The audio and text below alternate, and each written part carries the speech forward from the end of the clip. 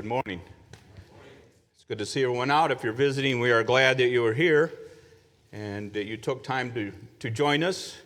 We're always glad to see our regular members, and if you're joining us via Zoom, we're glad you're able to do that and hope that one day you can be with us in person as well. If you'd like to open your Bibles to Mark chapter 9, Mark chapter 9 is where we're going to be spending most of our time this morning. And as you do that, I'd like for you to imagine taking a bright sunny day. We were blessed with a very bright day this morning, and today it's supposed to be fairly warm but very sunny. And you're going to go up on a mountain with your friends. And you get up to the top and you look out and you see the majesty of creation. You're high enough you can see the tops of the tree lines below. Maybe you can see some of the other hilltops, mountain tops. Maybe just taking in that cool, crisp air that you have when you're up that high and just be able to enjoy that. Maybe even seeing a few animals gently going throughout their day. And you look around and you say, boy, this would be a really hard day to improve on. This would be a day that I just like to just take in and just stay here for a long time, and I just don't see anything getting better than what I can see right now. This morning we'd like to take a look at a text that actually improves on that day. In Mark chapter 9, starting in verse 2, we're going to kind of just work through this text here starting in Mark 9:2. It says, after 6 days Jesus took up with him Peter, James, and John, and led them to a high mountain by themselves, and he was transfigured before them. And his clothes became radiant, intense white, so that no one on earth could bleach them. So that's a word that we don't typically use in a sentence today. I don't think that I've used transfigured in a word other than maybe when discussing this text. But to give us a quick little bit of background, so Jesus and his disciples are in the northern part of Israel, up near the Sea of Galilee, and this will be one of his last events before he makes his final trek to Jerusalem for that final time. So it says that he goes up on a high mountain, and we're not really told which one. There's speculation that it was either Mount Tabor or Mount Hermon, but we aren't given that, so that type of information isn't necessarily needed for us because we're not told. But it says that he was transfigured before him. And so as we think of that means that he's now transformed. So it just means he's going to change. And so there's something extremely different about Jesus at this time. So it says that in Matthew's account, it tells us that his face shone like the sun. Again, if we think of the day that we have today, when you go out and that warm, bright sun comes on your face, and you can think of just how that feels. And now you are in the presence of Jesus, and not only have you known him as a man, and just the things that he has done through the power of God, and just saying this is the one who is the Messiah, but now you've seen him transform. And so we not only see him as a man, but now we see him as his divine glory. His glory that is changing and showing these three men. And it says that his clothes became white. Now again, he's going up a mountain. You think you're climbing up a mountain, that your shoes, your sandals, the bottom of your clothes are going to be covered in dust, potentially even mud, depending on the situation. And all of a sudden, his is white. Bright white. This is purity. This is saying, this is Jesus. He is pure. He is clean. And he is the one that we are going to focus on. So if we continue on in Mark chapter 9 and going on into verse 2, and there appeared to him Elijah with Moses, and they were talking with Jesus. And Peter said to Jesus, Rabbi, it is good that we are here. Let us make 3 tents, one for you, one for Moses, and one for Elijah. For he did not know what to say, for they were terrified. So here you have 2 of the men show up. Now how the men knew that this was Moses and Elijah were not told. Maybe in the conversation between Jesus and these two men, the names are mentioned, but it's obvious to them that they know that this is Moses and Elijah. We realize that they're not here to teach Jesus. They're not going to tell him anything that he doesn't know. They're not there at this point in time to learn from him. We know that they had lived so many years before in the Old Testament, but we see that they are here to testify and bear witness of him, that they are here to confirm him. And so we might ask ourselves, why is this Moses and Elijah that is doing this? And why are they the ones that were selected to be present? Well, Moses, he's the lawgiver. We're told in Exodus when he was given the law of Moses. That's what they call it. And so he is a lawgiver, and he represents that. We remember, just as Jesus' face shone, that when Moses went up to get those laws, when he came down, his face was shining, his face was glowing, to a point where he had to put a veil over his face because the people, it made him nervous. They were afraid because what happened to you while you were up there? So if we look at Exodus chapter 34,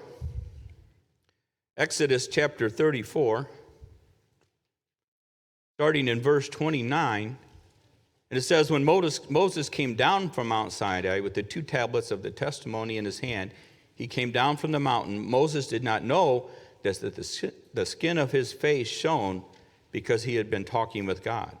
And Aaron and all the people of Israel saw Moses, and behold, the skin of his face shone, and they were afraid to come near him. So this was an obvious change in the situation of Moses, just like it is in Jesus. So we also have Elijah who is here. So if you think of people in the Old Testament, Moses and Elijah are definitely two that fit in the top category. These are two of the greatest. So Elijah, with the miracles that he performed, remember that he went up into the heavens as a whirlwind. He didn't experience death the way that others have. But then we can also look at this and say these two men, while they are no longer on earth, they are only gone physically, that they still are alive.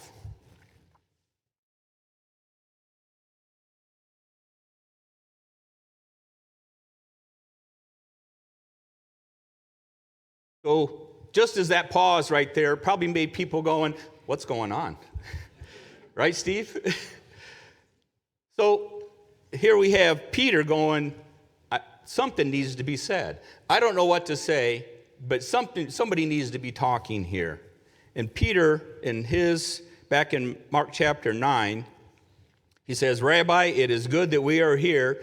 Let us make 3 tents for you, one for Moses and one for Elijah. He says, I don't know what to say, but I just feel like I have to say something.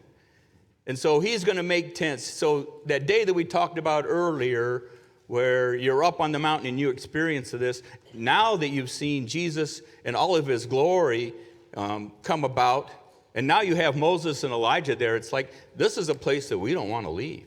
This is really good for us to be here. I don't ever want to leave this spot. Just think of the people that I am in the presence of. But we realize that Peter and the other 2 disciples were misunderstanding the situation.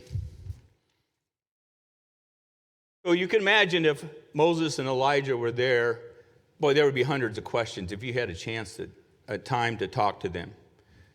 You could ask Moses, what was it like in Egypt before they left? What was it like when you were crossing the Red Sea? You figure there's 6.5 million people crossing the Red Sea at this point in time. I got to believe there was one little boy that walked over to the water and went like this. And his mom looking, don't touch that. But there was somebody that wanted to do that.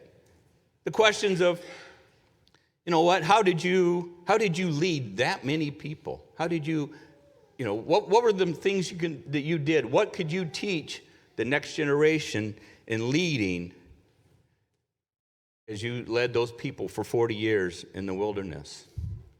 Or maybe if you could talk to Elijah and say, boy, that battle that you took on with the priests of Baal, I mean, give me a little more detail. We have a very short passage in the scripture that describes what was going on, but give me some more detail. What was going on during that battle? What was that like? Or maybe when you were taken up into heaven in that chariot, did you get burned? It was a chariot of fire. Was it hot? As you went up, what was it like? What was it like to transition into heaven? Just the questions that you would say, you would want to ask them. We see in verse 7 and 8, and a cloud overshadowed them, and a voice came out of the cloud, "This is my beloved Son, listen to him."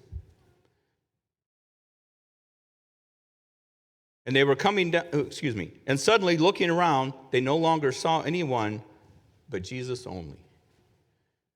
So now you're in the presence of just Jesus. You hear this cloud that comes down, and you hear this voice. This is obviously the voice of God that is speaking. And so as we look at this, and he's, and he says, "Hear him." We see that the other two guys are gone. The men that you look at and you would say, "Man, I would really like to know more about them," they're no longer there. This gives us a direction as Jesus has to be the center. Jesus has to be the focus.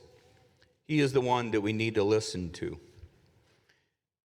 If we go back to Deuteronomy chapter 18,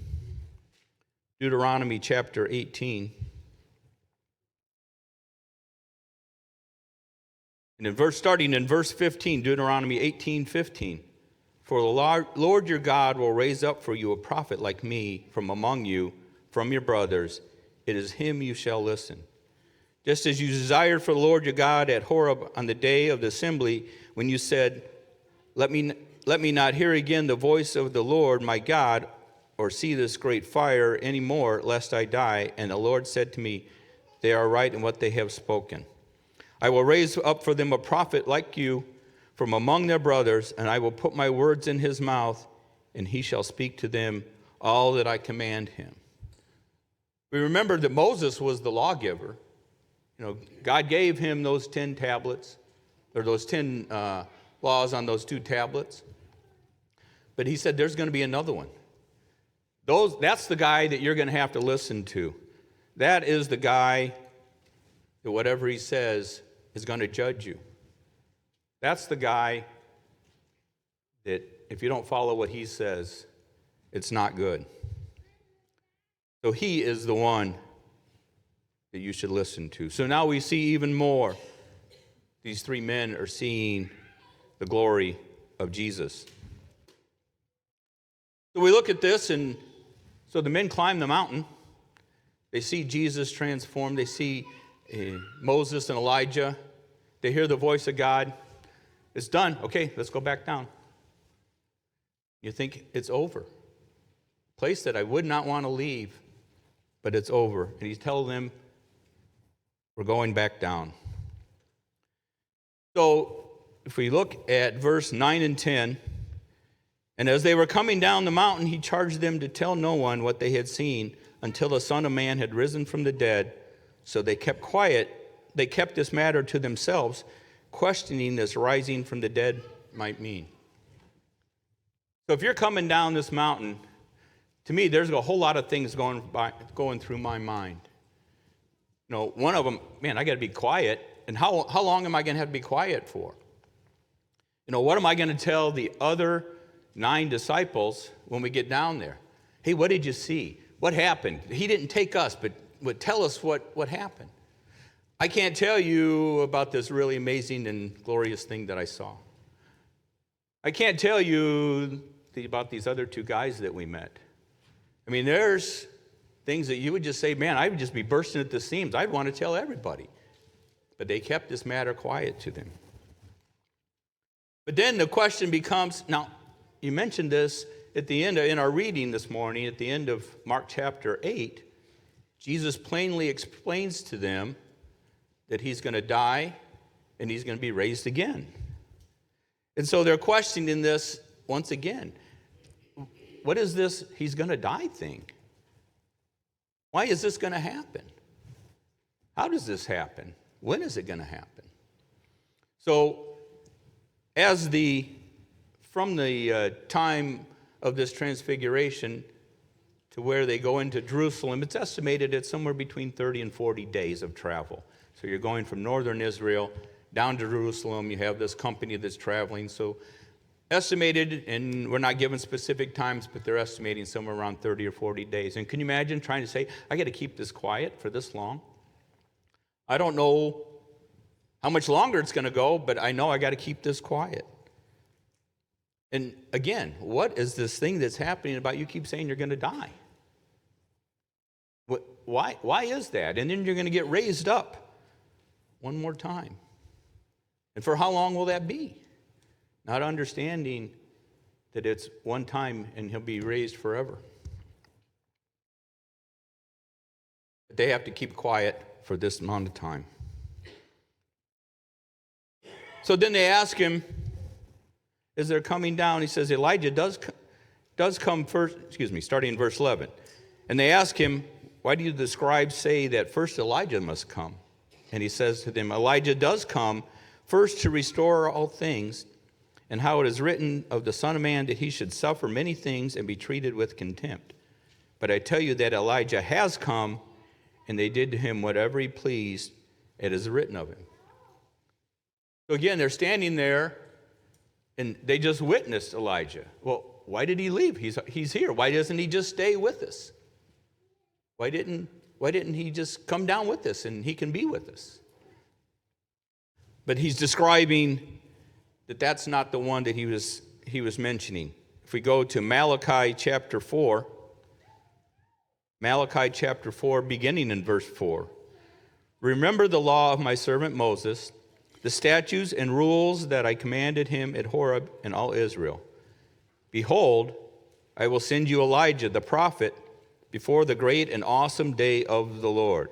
And he will turn the hearts of fathers to their children and the hearts of children to their fathers, lest I come and strike the land with a decree of utter destruction. He was telling of another that's coming that's going to be like Elijah. In Matthew chapter 17, his account of this transfiguration, at that point in time, the disciples then realize that he's speaking of John the Baptist. And that whatever they wanted to do, they did to him. Remember, just a few chapters previous to this is when John was beheaded and he was killed for the cause of Christ. But he did this before Jesus died.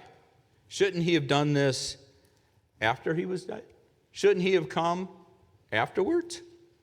They were still unclear of what was going on in the sequence of events.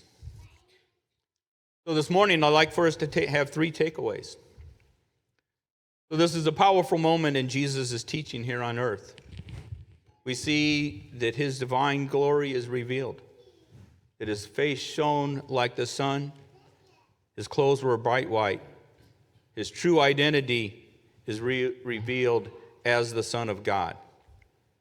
And we are called to recognize that it is Jesus and him only should be our focus, and it is only him that we should worship. God confirms that Jesus is this authority. This is my beloved Son. Listen to him. These are not words that we can just take lightly. These are not words that we can say, nope, that's a good idea. But these are words that we are told to live by. We are told that these are words that we're going to be judged by. And this might be that we have not listened to those words, or that we have not heard those words. But it is those words that are going to judge us. And just as his disciples witnessed this incredible display of Jesus' glory upon this mountain, it should also be a reminder of us that we too can be and should be transformed into following Jesus. That we need to cast away our own desires and put away our own selfish ideas and put Jesus first in our lives. So this morning I'm asking if we listen to him. Maybe you've never heard the words of Jesus. Maybe this is new to you. We hope that you might ask for us to sit down with you and open our Bibles and explain what he is teaching us. Or worse yet, maybe you have heard those words and you've rejected them.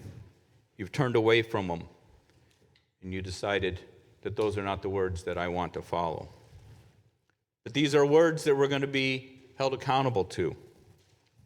We may choose to reject, we may choose to never hear, but these are going to be the words that are going to judge us in that last and final day. So again, if you're new to the Scriptures, we would love to have studies with you. If you need assistance this morning in the things of matters that maybe you have troubles in your life, we ask that you would come forward as we stand and sing.